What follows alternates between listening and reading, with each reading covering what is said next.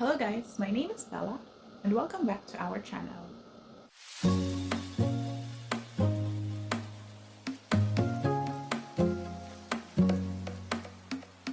When we started our journey, we learned a lot of things and got inspiration from successful immigrants who generously share their experience and life in Canada. As our way of paying forward, we created this channel to share our immigration journey from Philippines to Canada. We hope that you guys take away some learnings from our video. On this video, we would show you how we applied for a job in Canada while we were in the Philippines.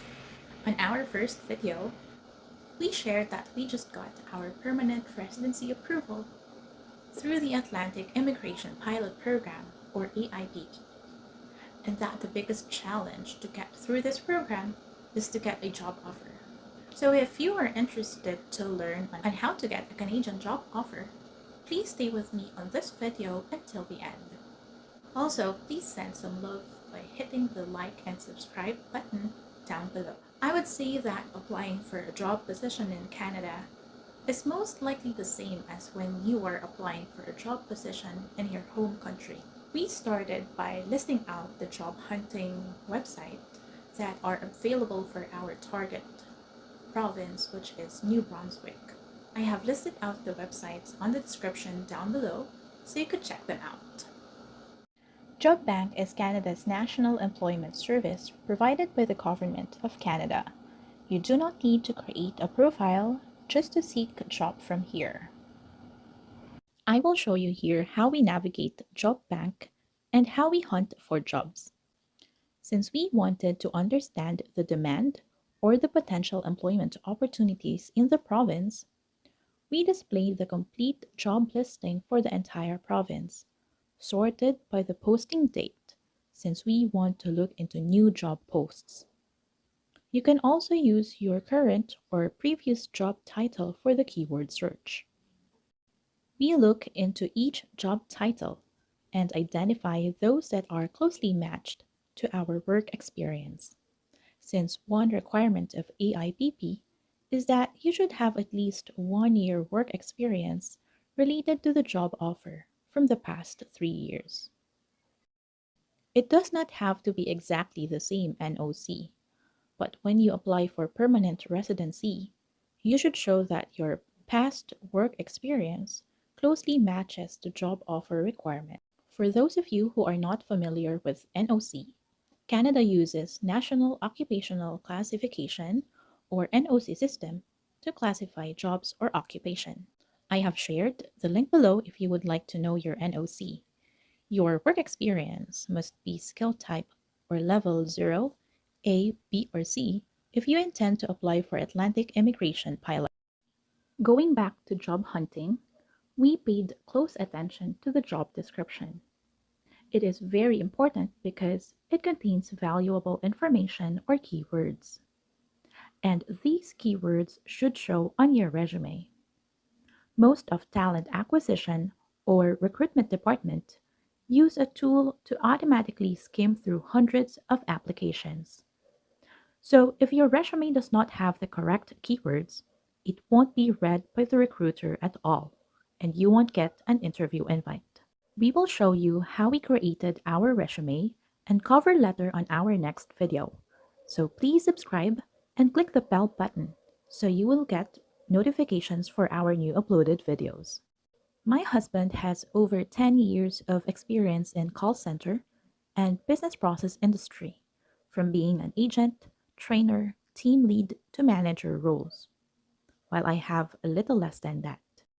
We focused on the job postings where we think our skills and work experiences would fit. Like this one, for example, current account representative for financial service.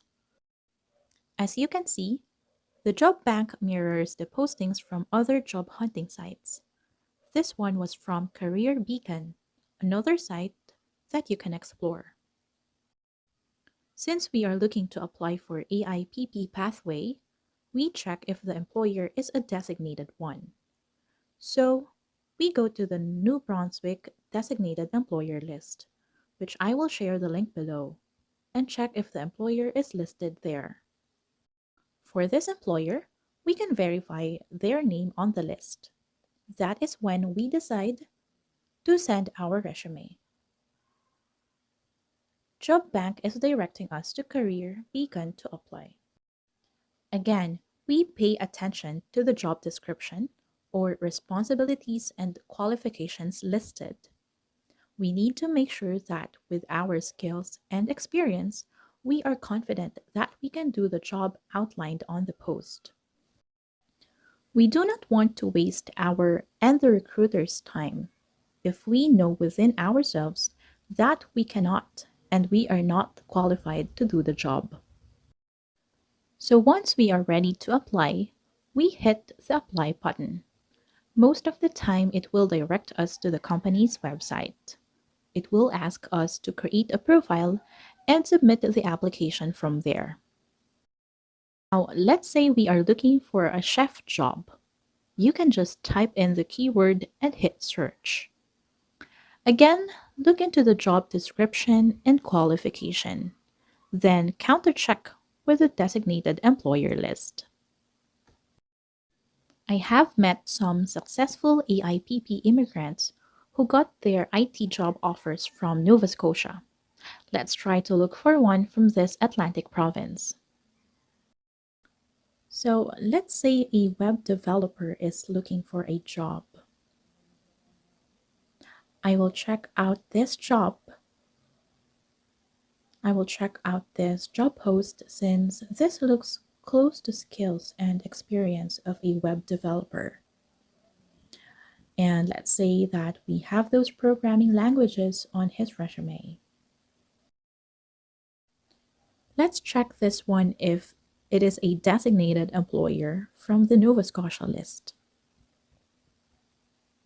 Since this one is a designated employer for AIPP, the web developer can send his resume and cover letter to this email address.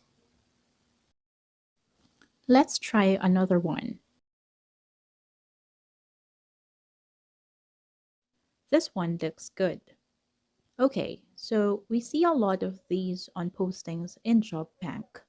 Just a tip, the employer who gave my husband a job offer had this on their job post. But we applied and got hired anyway. We just checked if they are a designated employer, which we confirmed they are. They just prefer applicants who are legally can work in Canada. So, rule of thumb, if the job post shows this kind of note, we check if they are designated employer before we apply. If they are not, then we do not send them application. Now let's check if this employer is on the list.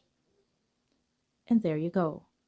Since this one is designated, we can send our resume and cover letter to this employer.